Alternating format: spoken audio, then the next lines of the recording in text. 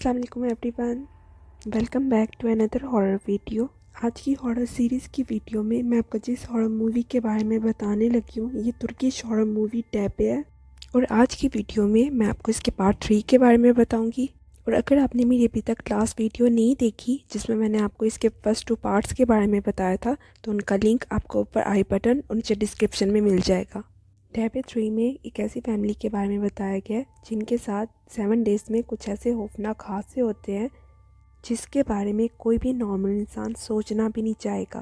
और ये खौफनाक हादसे उनके साथ क्यों होते हैं और इस सब की वजह क्या है, ये सब कुछ जानने के लिए ये वीडियो एंड तक देखिएगा। और अगर अभी तक आपने मेरा चैनल सब्सक्राइब नहीं किया तो please subscribe my channel. Movie शुरू होती है जेदा से, जो कि इस मूवी का फर्स्ट मेन कैरेक्टर है।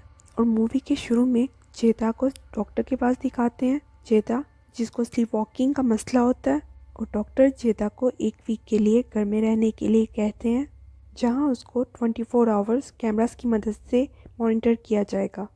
उसको हॉस्पिटल में इसलिए नहीं रखा जाता क्योंकि उसका हस्बैंड नहीं चाहता कि उसकी मदर उसको साइको समझे। फर्स्ट नाइट में ज़्यादा कुछ नहीं होता, लेकिन सेकंड नाइट में हम उसको उठ के बैठे हुए देख सकते हैं और वो सामने मिरर की तरफ देख रही होती है। और जब उसका हस्बैंड नीचे जाके देखता है तो उनका डॉग किसी के ऊपर भौंक रहा होता है, लेकिन वहाँ नज़र कोई नहीं आ रहा होता और घर के अंदर बहुत ज़्यादा हवा चल रही होती है, जबकि सारे गेट्स और विंडोज़ तो बंद होती हैं। उसके बाद नेक्स्ट डे एक और फैमिली को दिखाते हैं।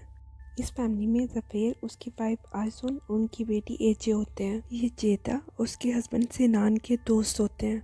जब जेदा अपनी फ्रेंड को अपनी प्रॉब्लम के बारे में बता रही होती है तो दूसरी तरफ ज़फेर सिनान को एक ऐसे गांव के बारे में बताता है और उस गांव का नाम होता है दरुंजे। और उस गांव के बारे में कहा जाता है कि वहाँ एक हस्बैंड ने अपनी वाइफ को बहुत बुरी तरह से मार दिया था और अपनी बीवी को मारने के बाद वो अपनी आइज़ को नीडल से बहुत बुरी तरह नोच के बाहर निकाल देता है। और वो ऐसा इसलिए करता है क्योंकि उसको लगता है उसके अंदर जन्नत का साया है। लेकिन सिनान ऐसी किसी बात पर यकीन नहीं करता। उसके बाद थर्ड नाइट होती है और ऐसा लगता है जैसे घर के अंदर कोई इवल पावर एंटर हुई है। जेदा फिर उठ जाती है और अपनी बेटी के रूम में जाके खड़ी हो जाती है और उसकी बेटी बहुत बुरी तरह डर जाती है क्योंकि उसकी बेटी का कहना था कि वहाँ उसने किसी और को भी देखा था जो कि बहुत ज़्यादा स्केरी था। सिनान अपनी बेटी को संभालता है और जब वो थोड़ी देर बाद नीचे जाता है तो जेदा मिरर के सामने खड़ी होती है और वो अपने हस्बैंड से कह रही होती है कि तुम मर चुके हो। उसके बाद सफ़ेर सिनान को एक ऑनलाइन बुक दिखाता है जिसका नाम होता है द बुक ऑफ अबलीस। और इस बुक की सबसे खास बात, इस बुक को एक जिन ने लिखा था और ये उस बुक की लास्ट कॉपी थी और उस बुक के अंदर डैबे का जिक्र था। सफ़ेर सिनान को कहता है तुम्हारी बीवी के साथ जो ये सब कुछ हो रहा है वो बिल्कुल भी नॉर्मल नहीं है। डैबे के चलते हुए ये चीज़ जन्नत को अपनी तरफ माइल करती है और फिर इंसानों को नींद और दोबारा जागने के बीच की स्टेट में नुकसान पहुंचाते हैं। जेदा के साथ भी ऐसा ही हो रहा था।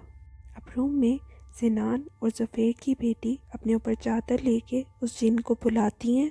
जिन फ़ौरन उस चादर को हवा में उड़ा देता है, जिससे ये दोनों बहुत ज़्यादा डर जाती हैं और आइसुन आके इन दोनों को संभालती है। और यहाँ पे सबसे अहम बात, रूम में लगे कैमरे में ये सारी एक्टिविटीज़ रिकॉर्ड हो रही थी। उसके बाद फोर्थ नाइट में सिनान उस बुक को ऑनलाइन पढ़ता हुआ नज़र आता है। उस बुक में यकाज़ा जिन के बारे में मेंशन होता है और जैसे ही सिनान यकाज़ा जिन के बारे में पढ़ता है उसी वक्त रूम का बल्ब ब्लास्ट हो जाता है। और जब सिनान सो जाता है तो जेदा फिर से उठ जाती है और कैमरे की तरफ देख के अपनी गर्दन को काफ़ी पीछे की तरफ कर लेती है और उसको देख के ऐसा लगता है जैसे इसके अंदर कोई है। नेक्स्ट डे सिनान और उसका दोस्त दरुंजे गांव में जाते हैं और जब वो वहाँ जाते हैं तो उनको वहाँ कुछ घरों के बाहर एम का साइन नज़र आता है जो कि खून से बना हुआ था। और कुछ लोगों से बात करने पर पता चलता है कि जिन लोगों को जन्नत ने अपने काबू में किया हुआ था उन लोगों के घर के बाहर ये एम का साइन नज़र आता है। उनको एक औरत मिलती है जो उनको बताती है कि उसने अपनी आंखों से कुछ इवल पावर्स को किसी घर में जाते हुए देखा था जिस घर के बाहर एम का साइन बना हुआ था। और जब उसने अपने शोहर को उस घर के अंदर भेजा तो उसके शोहर का हाथ ही पैरालाइज्ड हो गया था। उसके बाद से उसका शोहर उस बारे में बात करने से भी डरता था। ये दोनों उस घर में जाते हैं जहाँ एक आदमी ने अपनी बीवी को मार दिया था और जो ये क्लेम करता था कि उसकी आंखों में कुछ शैतानी ताकतें रहती हैं। इस घर में उनको काफ़ी ज़्यादा अजीब चीज़ें नज़र आती हैं, जैसे एक बच्चे की तस्वीर, लेकिन ये बच्चा नॉर्मल बच्चों से अलग था। उनको एक शीशा भी मिलता है जिस पे फिर से एक एम का साइन बना हुआ था और इस एम साइन का असल में सही मतलब क्या है इस बारे में उनको अभी तक पता नहीं चला था। उन दोनों को उस घर से कुछ अजीब सी आवाज़ें आने लगती हैं तो वो डर के उस घर से भाग जाते हैं। अब आगे इस मूवी में क्या होगा, क्या जेदा दोबारा ठीक हो जाएगी, इस एम साइन का और जेदा की स्लीप वॉकिंग का आपस में क्या कनेक्शन है, ये सब कुछ जानने के लिए आप ये मूवी ज़रूर देखिएगा। मैं आपको इस मूवी की मज़ीद डिटेल बता के आपका सस्पेंस बिल्कुल भी ख़राब नहीं करूँगी। Thank you so much for watching my video. I hope आपको ये वीडियो अच्छी लगी होगी। अगर आप किसी और हॉरर मूवी या ड्रामे का रिव्यू देखना चाहते हैं तो मुझे कमेंट्स में ज़रूर बताइएगा। और अगर अभी तक आपने मेरा चैनल सब्सक्राइब नहीं किया तो प्लीज़ सब्सक्राइब माई चैनल और इस तरह की मज़ीद इंटरेस्टिंग वीडियोज़ की अपडेट्स के लिए बेल आइकन का बटन ज़रूर दबाइएगा।